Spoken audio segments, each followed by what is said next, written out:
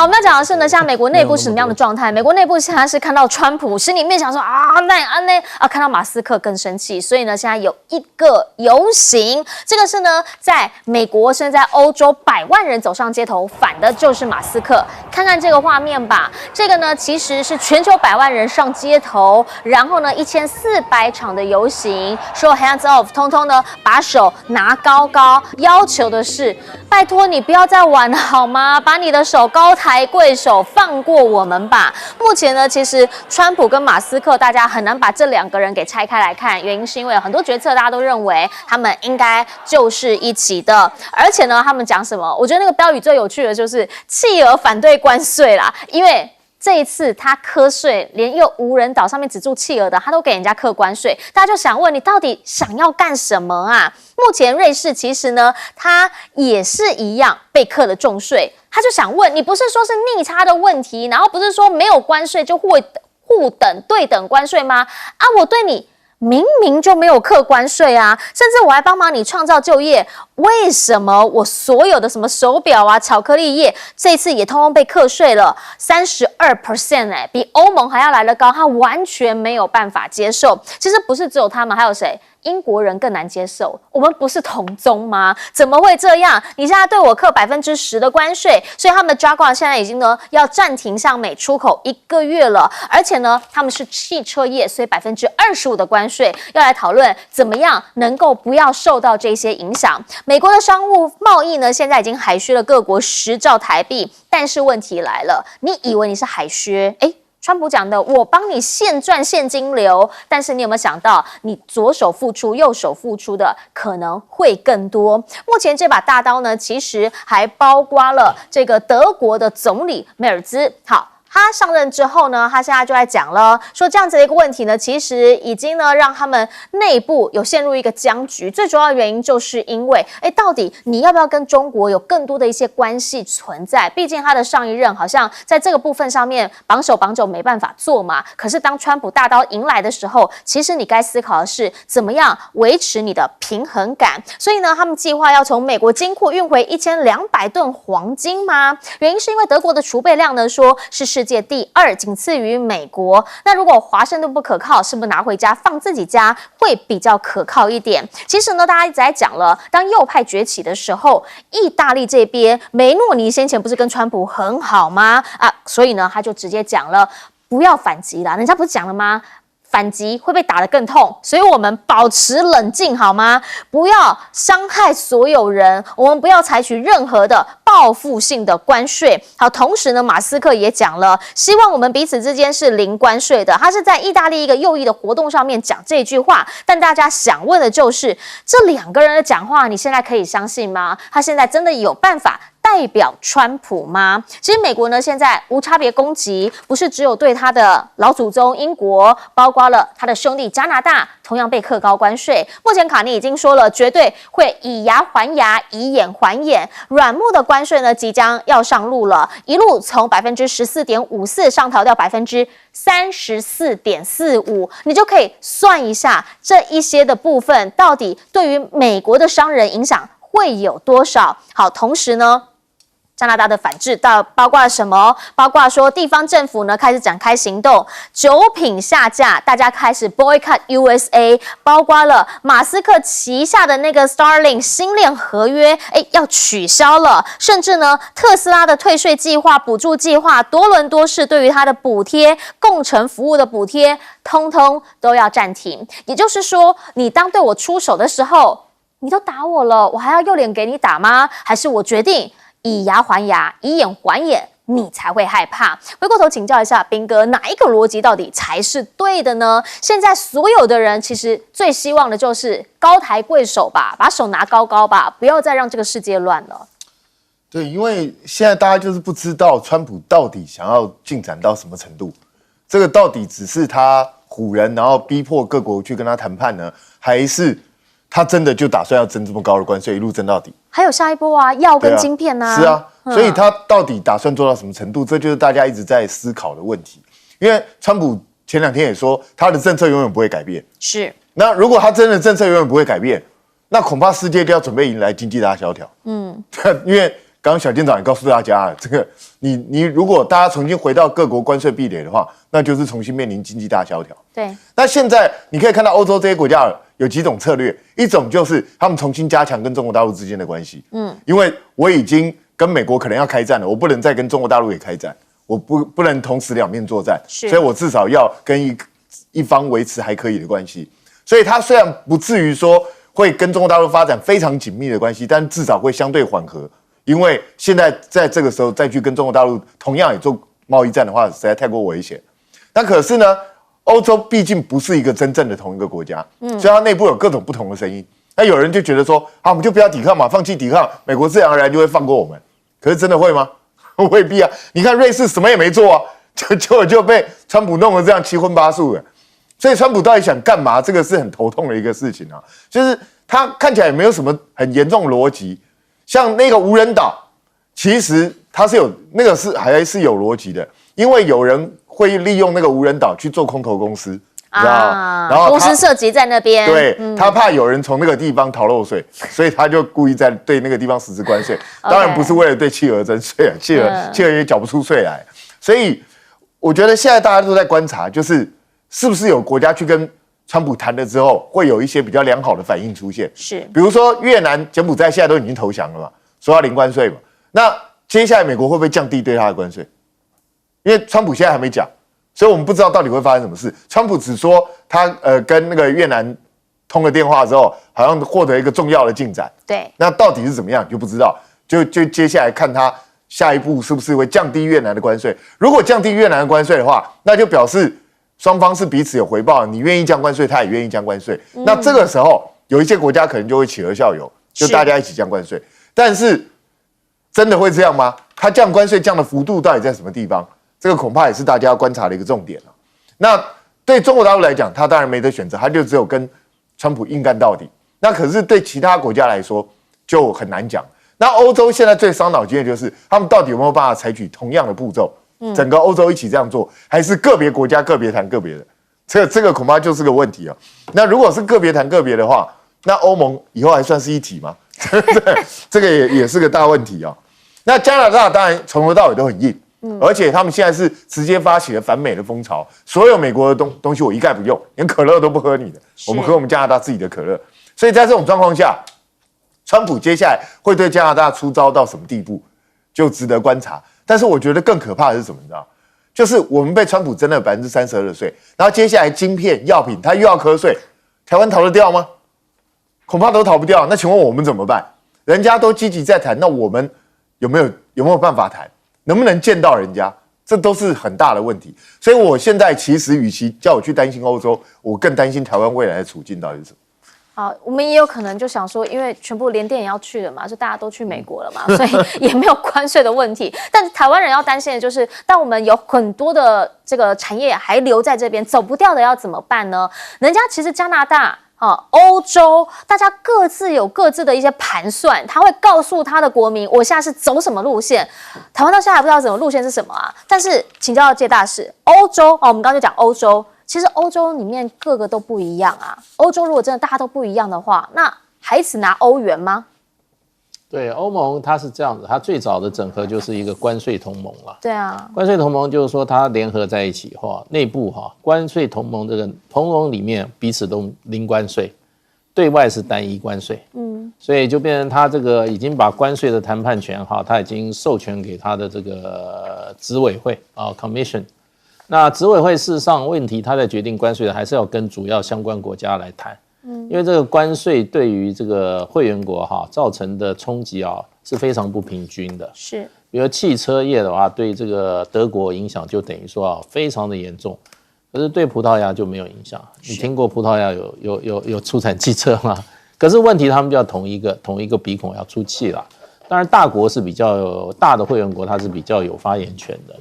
那不过在这一次的这个美国对这个欧盟的这个整个的课征20%这个基本上可以退的可能性是比较小，因为欧盟也是赚美国钱比较多的，也是，大概将近2000亿美金，在去年的这个就是说它的贸易顺差对美国是2000亿美金，这个对川普来讲的话是一个大概是重点打击对象。你如果赚的少一点的话，你就排后面；你赚的多的就是重点打击对象。那另外一个就是说，欧盟事实上的话，它这个本身啊，它跟美国在经济上很多的冲突都是结构性的，结构性的。那这个川普一直想要跟欧洲谈，可是很难谈，因为这里面牵涉到所谓的社会价值。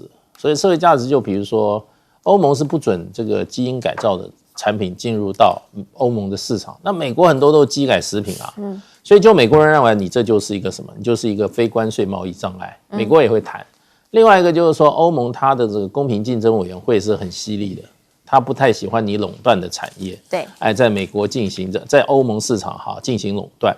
所以像这个 Microsoft 它这个作业系统，还有像很多这些很多大的这个，比如说 Apple 他们都被认为他们是有垄断的嫌疑。他那个充电器那个时候也被罚了嘛？对，他都有垄断的嫌疑，对不对？你 Apple 你人家卖得好的那个 APP， 你就把它 include 进来，对不对？你是不断的兼并嘛，你小的公司很难跟它竞争，所以他们这些在美国、在欧盟都受到很大的这些什么样，很大的这一些打击啦。所以就川普是要这个跟欧洲谈，可是这个很难谈，两边这个是意识形态差别，所以你要照川普的意思要谈这个的话，欧盟可能很难谈。另外一个就是说，川普要的是他不是在乎，他真正最终结就是要把制造业引回美国。是他认为就欧洲把美国的很多汽车业、制造业的这些产业把它怎么样打垮了，所以他要把欧洲的车挡在外面，让美国的本土制造车业有机会再站起来。所以其他产业石化也一样所以就变成就是说，你如果欧洲愿意去，你比如说像欧洲的这些大的石化产业愿意去美国去投资，大概还有可谈。所以我觉得欧洲这一块基本上对美国来讲，我觉得它不太容易让步。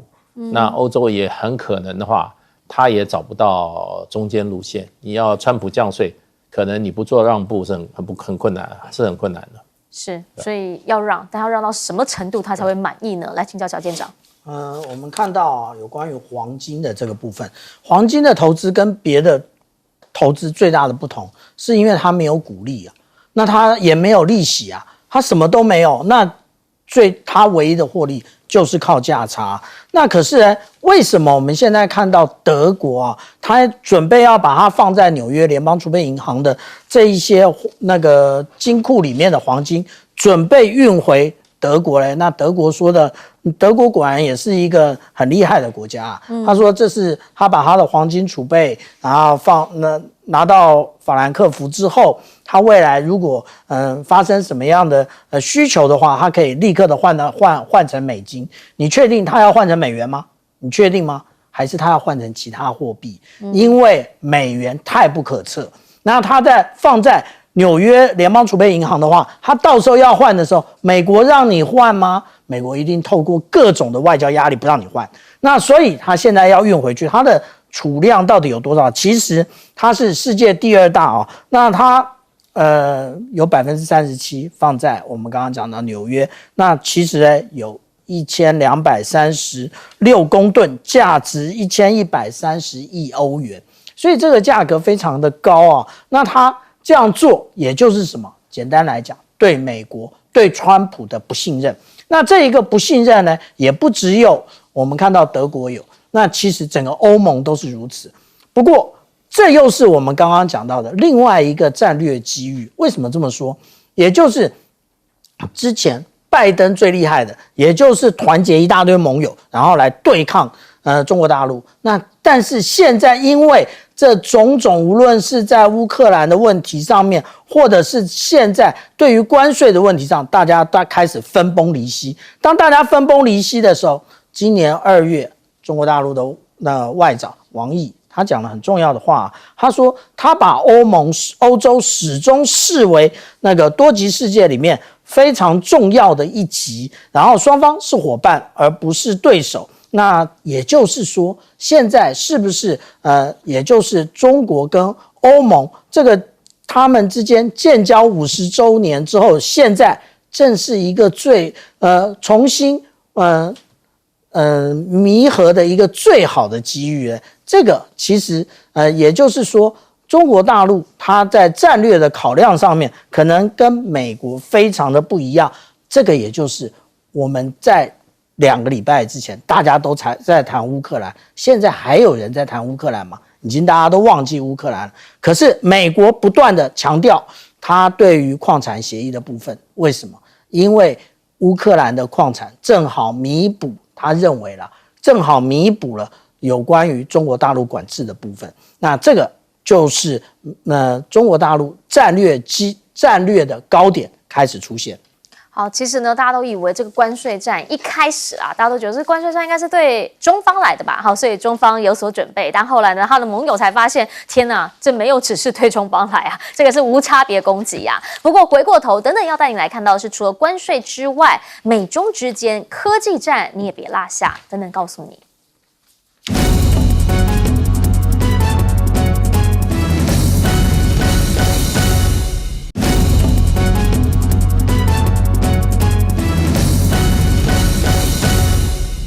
好，一会来看到的是美中之间的科技战。现在呢，美国来了一位大使啊，什么民间大使，来自 YouTube 的网红叫 IceB， 他现在到中方，我发现了，已经从北京、重庆，最新到深圳啊，去那边买了3只手机。先来看看他昨天的画面。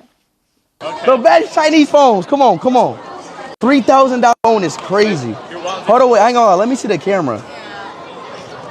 Hold on, let me take a selfie. That shit clear. That shit clear though. Hold on. Okay. $3,000 phone is crazy. It's a whole gaming PC for a phone is crazy. 然后他一次买了3只，其实不是只有买手机而已，他还去试搭车，然后呢一直在尖叫，为什么？因为他很担心。先来看这画面。We're in a car and it's sinking. Oh my God. We are really in a car and it's flowing in the car. Oh my God. Oh my God. Oh my God. This car's not sinking. It's not sinking. It's not sinking and we're in the car. Oh my God. Oh my God. I'm scared. Hey, I'm done. I'm done. Hey, China got it.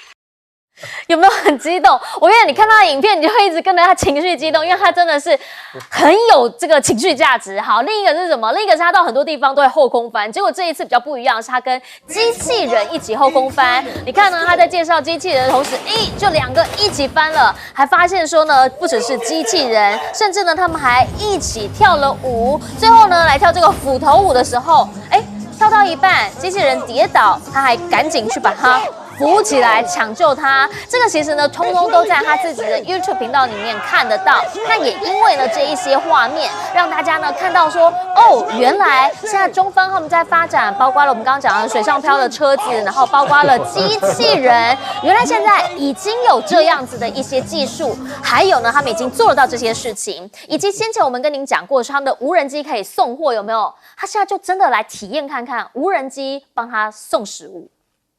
My KFC! Yes! The drone delivery! Yes! My KFC really came! And the drone! Yo, China's different, yo! China's different! I got my food. I got my KFC! And the drone! 所到之处，好多人跟着他看，因为他那个情绪真的很满嘛。然后他还去看了无人机表演。这个无人机表演呢，他当时呢是在深圳，然后他就讲了无人机表演这个烟火秀、空中秀也太厉害了吧！非常的感叹说，深圳还真的就是一个科技之城。好，我们就要讲了，当习近平呢，他一直喊说交流在民间的时候，这算不算就是一种交流在民间？但是在军事上面，其实双方是尬得厉害。来看到的是中方的6代机，目前呢又有一个新的名号出来了。先前成都这边生产叫歼36，而现在呢则讲了第2台的2代机，应该非正式的被命名为歼50。至于歼50厉害在哪里？内部呢有可能有武器舱，甚至有各种的电光系统，还有 IRST 系统。也就是说呢，它是双引擎之外，它其实还可以做非常多的反击跟攻势。另一个部分呢，则是当中方出现6代机的同时，它又某种层面上面卡住了它的稀土。英国这边呢，也卡住了相关的技术，好，包括了这个美国他们所需要的一些材料的供应啊，还有定位的系统等等等。为什么英国也要来卡它？当然就是因为关税的关系。所以呢，大家就在讲，这其实某种层面上面也是在钳制他们的要害所在。因为呢，美国的逆中系统来自于英国，美国的稀土线下来自于中国。另一个部分则是，当美国很在意他们重新要回到印太 ，Hexos 讲的回到印太，可是看到了解放军第2座的海外保障基地云壤港，现在有可能还要再盖一个，而且呢，这个规模蛮深的，因为呢，在这边地图上面来看，它就在泰国湾这个地方。那也就是说呢，它其实切出来刚刚好呢，就在马六甲海峡以及呢，在整个南海的地方，就是过道的要害。所以呢，是不是这个地方反而让中方可以有更多的空间来做战略上面的布局，以及最后看到的是，中方现在也很罕见的，他们在进行大规模的飞弹试射，而且呢，这个是弹道飞弹，16枚一起试什么？是他们的这个反击雷达。第一，有没有办法侦测到，然后拦截到，而且呢是多段的拦截。这一件事情呢比较少见，原因是因为在做演习的时候，你比较少看到16枚的弹道飞弹同时在试你雷达的性能。那是不是也表示他们的反劫的能力其实现在已经大大提升？回过头请教一下彬哥，你怎么样来看？好，这个是甲亢哥啦，他其实现在真的每一个影片都是破100万的点阅。他光粉丝就3800万了，怎么可能不破100万点阅？他随随便便都几百万点阅吧。对，所以我觉得这个当然他现在所到之处，因为他是直播嘛，所以他不管走到哪里，马上那附近人都会注意到，就立刻跟过去看。那也确实他非常的戏剧化，也很有喜感，然后你就会觉得哇，他好像一点点事情就变得非常激动，然后也在那边用吼的，这样，所以那你如果是在旁边看到的观众，你自然而然也会被他吸引。那我觉得更好笑，他一面讲$3000的手机实在太疯狂了，太疯狂了，然后他买了3只。对，那到底是谁比较疯狂，我就不知道。那当然。也因为他自己有这个网红特殊身份，那也有可能有人帮他安排，所以他能够见识到一些大陆很新的一些科技的进展，包括这个2栖的这个汽车，然后呢，这无人机的送餐啊，或者其他这些东西。那我觉得最好玩的就是他去跟机器人跳舞那一段。跟机器人跳舞那一段呢，大家记不记得之前宇树科技啊，他们在公布这些影片的时候，很多酸民不是讲那假的那动画，那不是真的机器人。那现在你自己看，那是不是真的机器人？它就是真的机器人。你不要告诉我这一段是 AI 做出来的，这个不太可能吧？那虽然它还是会有瑕疵，就是不小心会摔倒，可是你看它那个动作的流畅度，那真的是非常流畅。所以我觉得那个大陆在这方面进展真的是很快。那我们不是也号称自己要在台湾变成 AI 科技岛吗？那请问一下，我们的进展在什么地方？所以我觉得真的台湾要好好加油，不要每天只会当酸民啊！你看看人家确实是有在进步的。那大陆当然，他这几年我感觉上他有点科技大爆发的感觉，很多东西的速度一下子变得好快，包括6代机，以前恐怕很难想象中国大陆居然会比美国先做6代机，这非常不可思议的现象。结果现在中国大陆不但有6代机，而且还两架，一个成飞一个省飞，都各自做出不同的构型哦。那这个真的让人家觉得非常惊奇。那他为什么要叫歼50呢？我在猜哦，因为之前他们那个成飞那个叫歼36嘛，对，就歼36之后，美国就说我叫47 F47，加上所以比你多。对啊，虽然他们的理由是说是美国空军47啊，那所以他们现在这个网络上为什么要加歼50？就是我还是比你大。这是这样吗？我不知道，因为不然他有什么理由叫歼50？不知道啊，我就好奇啊。所以我觉得这个有点网民在互别苗头这种味道。那当然，它的正式名称其实还没有出来。那我就觉得，当大家的科技都在进展的时候，台湾真的要好好加油。我们的未来到底在哪里？好，所以我看到他所以是歼36是因为 F35所以变歼36是这样吗？不知道可是我想请教小舰长，当我们看到戈壁这边有大规模的飞弹试射的时候，到底我们要怎么样理解他们的防御力提升？其实解放军在发展这一些军事装备的时候，它一直是矛与盾同时发展。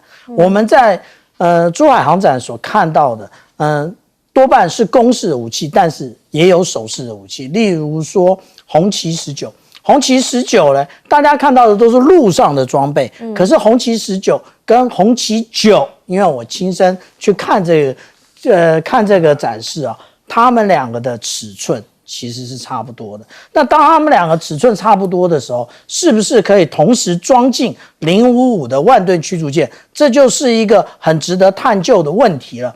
其实055截至目前为止，大家对于它上面到底有什么样的装备，它的装备的能力到底在哪里，其实大家在外面知道的很少啊。那例如说我们看到055这一次在戈壁大沙漠它测试的就是 S 跟X 两种不同频段，X 频段呢，其实就是前面这两后面还有2个，一共4面盾，这就是我们讲到4面盾。是这个4面盾，其实它也就是广域的监视。那同时我们看到这上面这个红框，那红框里面它这个是 X 呢，它也是4面盾，它是我们看到它的一体化桅杆的前后左右也有。其实它是更为高解析度的一个建立瞄准线，也就是导引飞弹用的。那这一个装置其实被放到了哪里？放到了戈壁沙漠去。然后解放军一次发射了16枚的那弹道飞弹，然后让这一个就是我们看到055万吨驱逐舰，它的这一个相位阵列雷达是不是能够锁定？然后它是不是能够发射飞弹拦截？那如果按照这一篇论文的讲法，是全部都拦截了，那它用什么飞弹来拦截呢？那这个就是我们刚刚一开始讲的，它用的是不是就是红旗19？那或者还是有更新型的飞弹，只是它没有告诉我们，因为解放军通常它公布的那给我们的，也就是它现在的型号，但是它已经有一个新的型号在后面准备着。是，请教大使。那个甲亢哥事实上蛮有趣的，他真的是引起一片风潮。我之前在看网络都是他的，觉得他真的很搞笑。不过他看到的很多东西真的是美国人没看到的。第一个那个3折机的手支1号，那现在只有华为有。我看做手折叠机还有三星嘛，那三星根本就没有，它只有2折的。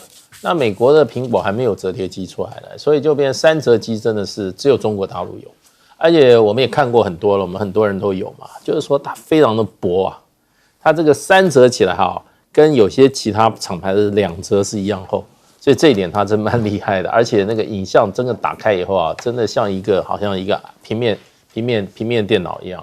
对这个我们现在耗费视力这么久的人来讲的话，真的是一个福音啊。那另外，他跟那个机械人，我刚刚看那个机械人的舞蹈，真的已经有点韵律了。他那个有点像老黑跳的舞了，真的是不错的啊！真的这个机器人真的不错。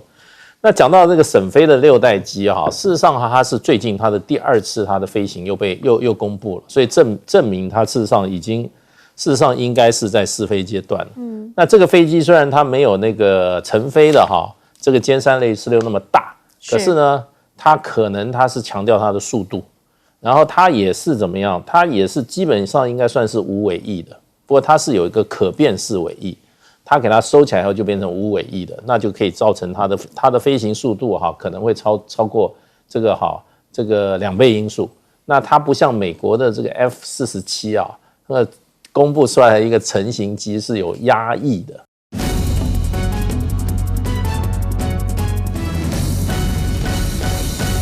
根据外媒的报道，到底这个算式怎么算出来？为什么我们是32？为什么谁谁谁是20几？例如像日韩，感觉是帮着日韩来打台湾吗？川普这个说法是正用前所未见的方式恢复就业跟商业这是一场经济革命，我们终将胜利。坚持到底，他说，他知道并不容易，但最终的结果将是历史性的，叫大家撑过去啦。但不是每个人都像马斯克掉了1亿1兆的资产还可以撑下去啦。一般民众如果资产重挫了之后，还活得下去吗？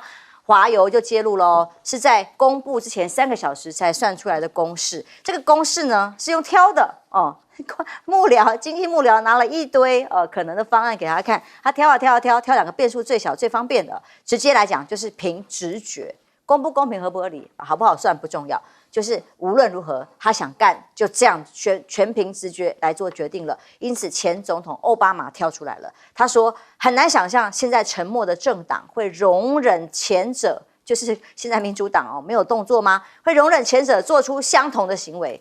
现在光是表态是不够的，必须要真的做出点什么事情来，甚至可能要做点牺牲才能够抵制。这是什么牺牲呢？川普太狂了啦！华尔街寄出来这个2020年来最大规模的保证金追缴令，为什么呢？黑色星期一这2天一跌下来6.6兆蒸发的各个市值，很多家华尔街公司呢，银行做什么？他开始担心其他的这些基金、避险基金客户等等的啊，你撑不撑得住啊？也担心公司行号可能没有办法做担保，所以直接在追加所有的报复性关税之后，追加各种的保证金，要客户加钱。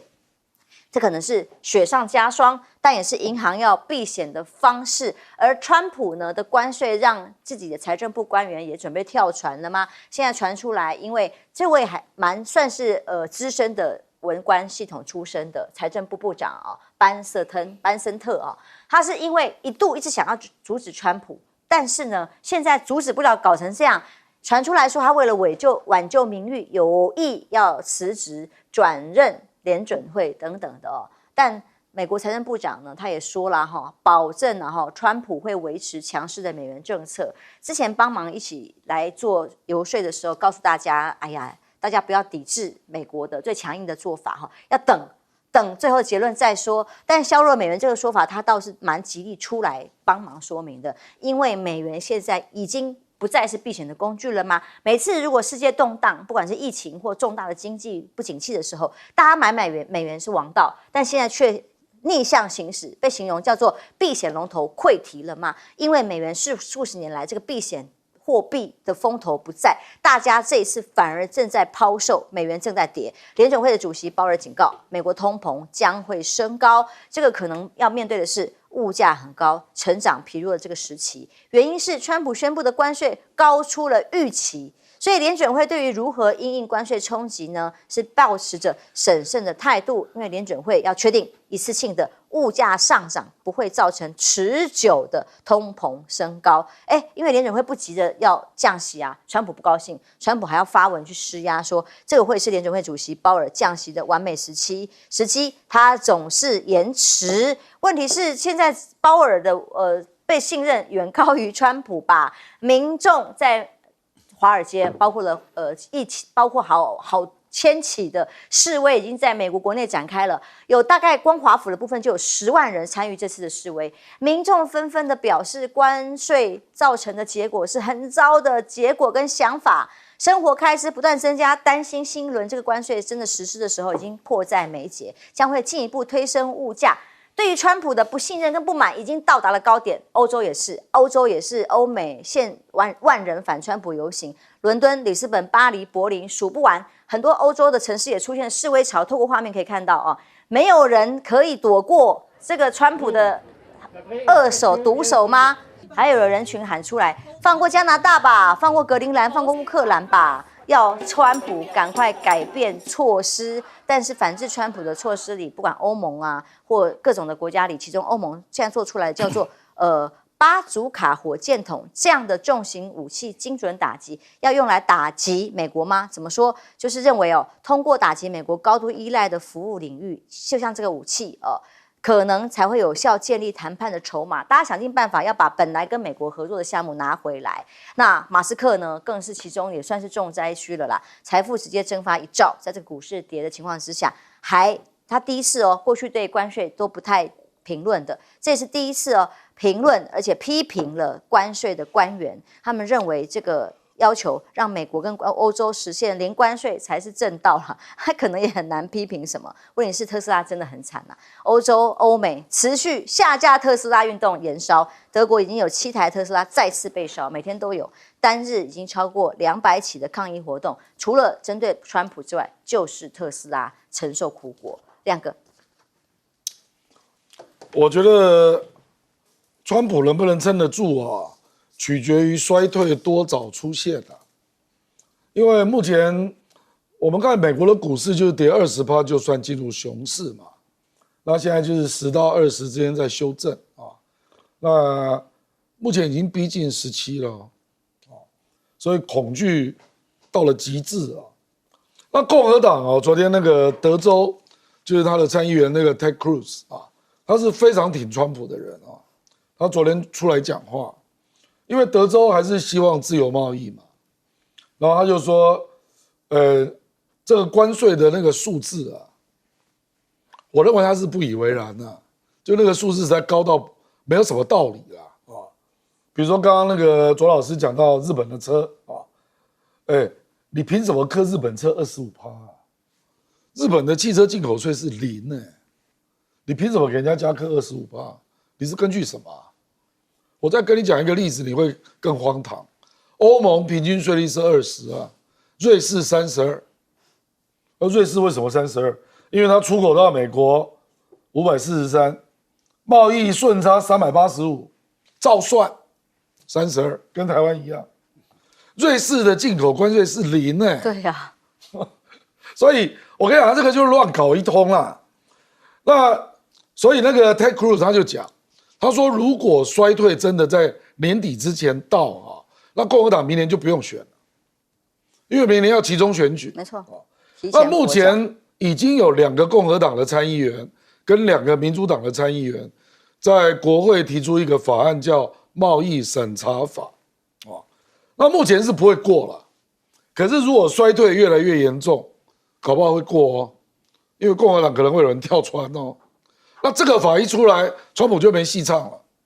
第一个是国会可以废除关税，哦，那第二个是川普公布关税之后，必须在48小时之内到国会做说明，通过才行。要通过，要说明对产业跟消费者的影响。我跟你讲，这个才是无底抽薪之道啦，就国会立法。可是目前共和党还不敢造反哦，就说这个好像川普刚射箭嘛，那也要让他射歪到一定程度，他们才会出来造反啊，就有点这味道。可是那个财政部长贝森特他就很难做人了，对呀、因为他自己 run 一个基金啊，那个基金大概5亿多美元啊，那很多人就在说他啊，说你当财政部长，你认为川普那个有道理吗？就他已经不知道怎么面对华尔街的朋友了，你知道啊？那昨天还有一个在伦敦的，这个比较有名的叫潘兴广场基金，那个 Bill Ackman， 这个人也是很支持川普的啊，他昨天也出来喊啊，他说：“我看这个要缓一缓吧，因为你这样一下公告，全世界地图炮，所有的人都要来跟美国协商嘛。你总要给人家协商的时间啊。还有说，我们美国公司要调整供应链，你也要给美国公司一点时间啊。所以怎么可能4月9号就要实施呢？那个 Bill Ackman 就这样写啊，那结果人家去查他的底啊，他的基金从2月19号到现在跌了26%，好严重。所以我跟你讲啊，这个都是很现实的啦。那我认为根本性的就是共和党觉得他明年选得上选不上，因为川普不用选举了，共和党的议员要选明年11月众议院是全部改选啊。那根据美国的经验，只要进入衰退，就是大屠杀，会输得一塌糊涂，至少输100席以上。所以我觉得这个才是真正的力量啊。可是现在共和党像Ted Cruz 这么大牌啊，他也不要把话讲死，他还说：“哎呀，可是我们现在改选，我们还是会赢啊。可是明年我就不敢讲了，就是这样哦。可是他是蛮大牌的，我觉得这个就是市井啊。那另外就是跳上中国车的有多少？比如说法国就跳出来了，那欧盟现在也跳出来了，就我们不屈服啊。那不屈服的结果，也许就会导致，比如说左老师刚刚讲到日本，日本也开始观望了，看一看欧盟，就变成这样啊。周老师的确，像美国内部的抗议很多，我不知道华尔街金主给他施压会有更大的影响力有多少。但是像欧洲哦，大家的抗议声浪，美国国内这种民生上面的压力实在是太大了。对，现在有2个这个官司，现在在佛罗里达州，这2个都在佛罗里达州是蛮特别，因为佛罗里达州是等于是在川普手上把它变成一个所谓的深红州啊。那因为在高尔跟那个布希选的时候，这个布希是以非常些微的差距几百票拿下来的，现在变成深红州，所以好几个他的这个内阁官员来自佛罗里达州。可是这一次这个关税有2个官司在这里开始的，一个是一个联盟叫做这个公民联盟，那他们新公民自由联盟。那么他们主要是针对就是说从中国大陆进口的这些商品课加关税，总统到底有没有这个权限？另外一个类似的，但是有一个个人，他是一个叫做这个 Emily Lay 那他是这个做文具的叫做这个 Simplified 的，那他也是类似的情况，就是说你这个总统到底有没有这个权限？那所以其实不同的人在不同的地方直指同一个问题，就是总统是有权利在这个国会授权下去进行关税减让的谈判，但是总统在没有国会授权的情况下，能不能去做增加关税的行动？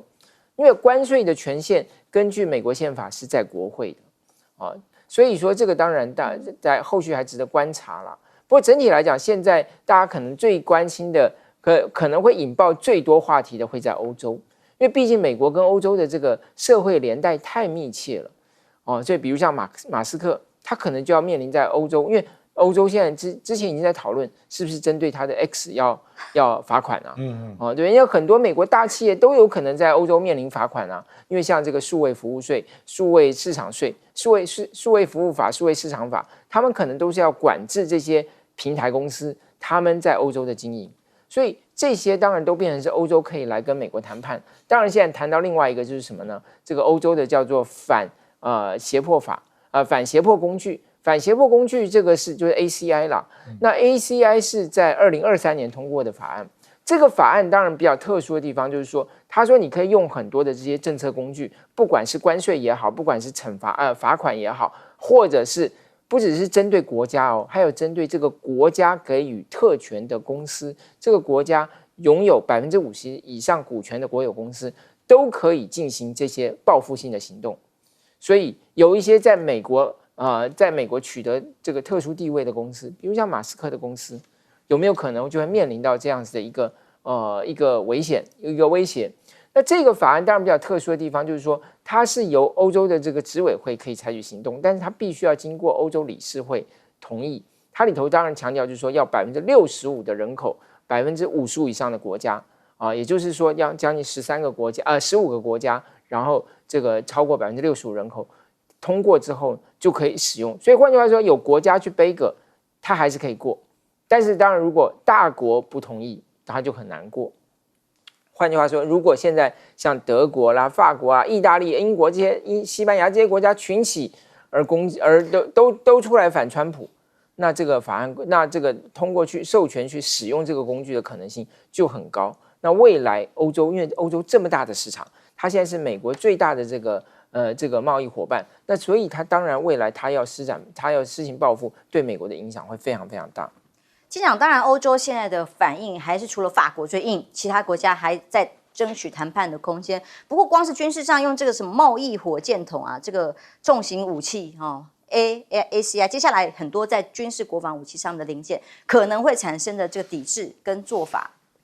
他其实所有的反制，如果这样讲，川普可能很单纯的想说，我用关税来打你，那你如果反制呢，你也用关税来打我，好比说我抽你这么高，你也抽我这么高，他的想法就这么单纯而已。其实他错了，因为关税美国的确是占据有利的，为什么？他进口太多了，他对所有国家都进口太多了，那因此他打关税他是占有利。可是你就会发现，所有国家跟他打的时候，对不起，都是组合拳，怎么会是单纯的这些关税呢？好多种的，我可以叫做你反垄断，我可以禁止卖你什么东西，我可以禁止输出那个叫做什么稀土，它有太多的。然后今天我看到一个，我才发觉哇，这个真的是一个好大的一个美国的服务业哦，你知道它的利润哦有多么的高，你知道吗？2024年美国的服务业就是像什么旅游啦、金融啦、云端啦、AI 这些东西。2024年服务业的美国的贸易顺差是3000亿美金，那它还有一个数位产品是6000亿美金，你知道没有人对它征这个税。我举个简单，好比说你现在在台湾你有使用 ChatGPT， 一个月要缴20块美金嘛？你知道全世界有多少人在缴这个钱？这钱缴他也没缴税。如果我们今天政府突然想说我们要对这个东西也征税呢？那是一个很大的一个，这是第一个。第二个，我好希望，这是我讲一句实在话，我好希望现在立刻跳到1年以后。为什么你知道？我非常非常好奇，川普这一次的这么激烈的改革是成功还是失败？他这一次的速度、强度、广度，有史以来我们在人类史上大概都没有看到。他会成功吗？他会不会成功？其实他有2个关卡，一个是在国际，你看现在全世界有谁站起来狠打他一顿？只有中国，其余的大概都是半屈服。其实我跟你讲，他最困难的是在国内。他在国内，尤其是裁员啦，像现在反抗最多的，通通是在国内啊。他能够成功吗？我非常好奇。如果他能够成功，1年以后，他们共和党可能这个竞选又大胜，但是大家等着看吧。舰长想时间快转到1年后，但我上一节来宾说希望今天都不要过，因为他怕明天股市开盘。那个刚刚中东开盘了，继续补跌4到5%。哇，这都是重灾区，可以预期明天中东是第一个开盘的，所以刚才我们来宾不想要明天开盘啊，希望时间留在今天。那个刚刚也传了一个消息，说证交所正在研议要不要降幅减半。好，所以美国一连串的措施里头，影响当然非常的广泛。国防方面呢，这个关税大刀砍下来，美国连 F-47第6代战机都说惨了吗？英国可能会拒绝提供相关的关键技术。那因为英国其实虽然税率相对低一点，但如果他们抗议跟抵制之后，仍然所有知识产权啊、雷达这些材料，通通都会被扣下来。6代战机先卡了，港媒说中国管制的稀土影响就很大啦。这些山嘎特等等的7种稀土，直接都冲着美国这第6代机而来，还没有供应材料，还没开始起造，就直接被挡了。美国 F-35发动的这个违规使用中国大陆设备，这是美国国防新闻的报道啊。那现在呢，面对要用到大陆供应商的这些原物料怎么办？1个月之后，五角大厦宣布豁免，上一次豁免的这个各种磁铁啊，也说明美国根本没有办法找到替代品。所以现在最重的这几个权里头，这项的稀土的措施就直接对国防有重大的这个重伤吗？那川普外交交易啊，有一个括号说，例如他要乌克兰的稀土嘛，要什么什么的，重到都在矿产啊。那现在最重要，美国面对大陆的这个措施，影响很多。不止如此，美国我们昨天就谈到了哦。各种的措施里还要裁员之外，陆军兵力要降9万人，至少减了9万人，这个是国防部长宣布的哦，预算要削减8%。那既然如此，所有的军力恐怕都受到影响，人才流失啊。官员还警告哦，计划不是很清晰的情况之下，人才可能优秀的离开了，那我们的编制可能会出现问题。但是极右派阴谋论认为，像国安局长这几天陆陆续续几位重要的国安官员被突然裁撤，都是因为有被检举啊，所谓的极右派阴谋论人士啊，卢默啊，去川普旁边咬耳朵啊，说这些人不行啊，不好啊，等等的。所以川普听完之后，立刻就把他们开除了。那不仅国安局兼网站司令部的司令霍格被拔关，国安局的副手诺贝尔被撤换。至少目前为止，国安局有10名的职员、4名资深主管走人了。这种阴谋论啊，这到底是不是反而是影响了美国的国安影响力呢？那么大陆的战略部署，这个部署也引起了美方很大的关注。但这个是中检在中国大陆在柬埔寨的云壤港，今天这个时间发布了联合的声明，就是挂牌了联合保障训练中心。这个港的挂牌呢，由柬埔寨总理亲自跟习近平也将这个月访问柬埔寨共同要来运用。为什么那么让美国也会担心呢？因为云壤基地啊可以停航空母舰，是东南亚心脏之地啊，足够停靠大型的海军两栖攻击舰、大型的水面潜舰。那所以呢，包括油料、医院、发电厂等等，都可以在这个地方做成完整的部署。所以这个海军基地的位置，在这么重要的关键地位里，正好可以让这个行经南海、马六甲海峡这个位置的升级改造。美国盟友都对此忧心忡忡，但川普现在还管得了这件事情吗？那澳洲呢？总理寻求连任，如果当选的话，他宣布要从陆资手里买回达尔文港经营权。那么，因为呢，达尔文港100%经营权已经租给蓝桥集团99年。那么，如果他当选，他说将会希望把控制权重回澳洲人的手中。澳洲选前的这个中资港口一度成为箭靶了哦。一样被攻击，就跟这个云壤基地一样，都是有战略意义。澳洲能不能做，也看接下来民意的发展。亮哥，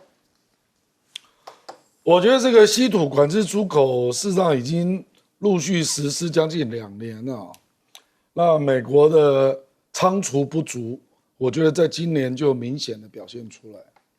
所以你看，川普很急啊，一下要和格陵兰啊，一下要乌克兰啊，对，都讲稀土，对不对？表示他真的缺货了。那缺货就会导致他的逆中，不只是飞机哦，也包括潜艇哦，这个完工进度会严重滞后啊。所以甚至有人怀疑啦，说 F-35之所以交机变慢，可能跟这个也有关。那中国大陆这一波是又加了7种中重型的稀土了。因为我不是这种专家，我也不敢乱讲啊。可是它都是用在让那个金属可以产生新的性质啊，比如说熔点变高或者硬度加大。那这个几乎都是用在很精密的这个，都是军方居多了，军方居多了啊。那美国一下要找到新的供应的矿区，或者是加工提炼，其实加工提炼是非常困难。所以我觉得这个真的是掐到美国的脖子了。这个我认为短期内他找不到招数了。那你以前承诺那么多订单，那怎么办？尤其是 F-35。那这个柬埔寨的云壤基地是这样，因为柬埔寨的宪法规定，它国内的港口不能够给外国使用嘛，所以我觉得中国跟柬埔寨有点在演一出戏了。我认为中国大陆来协建啊，如果他的海军不能在这里停放久一点，那有意义吗？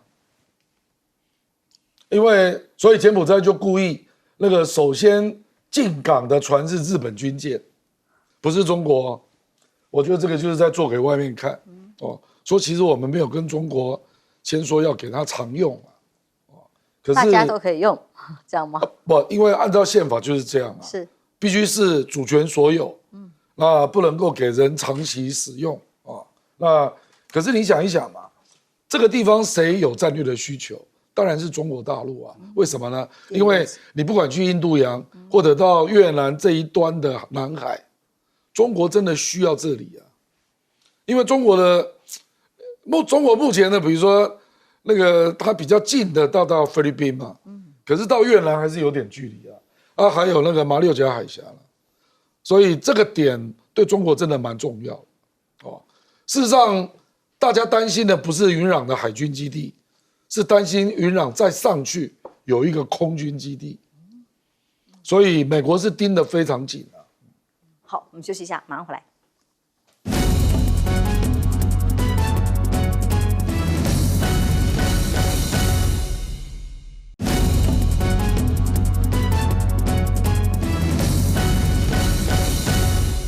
柬埔寨跟中国大陆合作的新的云壤海军基地引起了很多的关注，到底影响会是什么？对，现在大家都关注这些港口啊。那柬埔寨这个军港，当然就是说美国盯得很紧就像亮哥刚刚讲，包括后面的这个空军基地。当然，因为这两个柬埔寨在东南亚中间被认为是最亲中国大陆的长期以来它跟中国大陆关系非常密切。那最近当然，其实两国的这个关系里头，可能最受到瞩目的还不是这个军港的问题，是什么呢？就是这个叫做崇德福南运河，它是从这个湄公河要拉一条运河，直接到这个暹罗湾。那为什么要这样呢？因为过去从金边要出海的话，它要走这个湄公河，可是走湄公河就一定要从这个九龙江三角洲，就是这个胡志明市那边出去。那对于柬埔寨来说，他可能就觉得有一点绕路。他希望有一个他自己能够完全控制的这个航道，那所以他的总理公开说，这个运河未来49%是中国大陆出资，可是中国大陆就也没有去反对，但是好像也没有完全买单，所以这个大概未来双方可能真正要讨论的是这一块啊，因为这个牵涉到中越关系，因为越南不希望柬埔寨有这样一条运河，那这一条运河的出资也不会少将近150亿美金。所以未来这个运河大概会是两国关系很重点。再来讲到澳洲的这个达尔文港，其实达尔文原来是奥巴马时代要把美国陆战队在那里驻军的一个重点的这个军事基地啊。结果呢是在前任的政府，就是叫保守党的这个政府的时代呢，就把它租给这个中国大陆的公司。那现在为什么现在这个阿巴尼斯总理说他胜选要把它收回来呢？事实上也是现在保守党出来批评说，你这个怎么可以让他继续让中国的公司来使用呢？你应该要把它收回来。所以工党有一点这个不是你们被动，但是是你们前任政府做的啊。不过他现在当然就是也详细的回忆，就是说你可以发现到中国大陆的议题呢，其实往往在某些很多国家，它会变成是两党去竞赛，两党去比赛车。所以当然工党就变成说，他为了要先发制人，就说好吧，那我将来我就要把它收回来啊。所以这个大概会是很快选举之后，我们又可以看到另外一个新的话题。所以还很难说，到时候看政治局势的变化。休息一下，马上回来。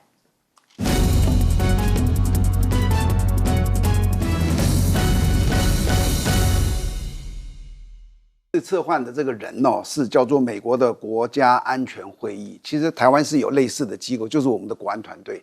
那这两个东西的头，就是台湾也一样，美国一样，那个头是谁？就是总统本人，他负责。那这个会议负责的基本上3样东西，第一个是军事，打不打仗，军事他负责；第二个外交；第三个情报，这是国家机器中的核心。所以当换总统的时候，你记住哦，尤其换党的时候，好比说我举个例子，好比说这一次，如果万一是侯友宜当选，你认为我们国安团队有多少人会留下来？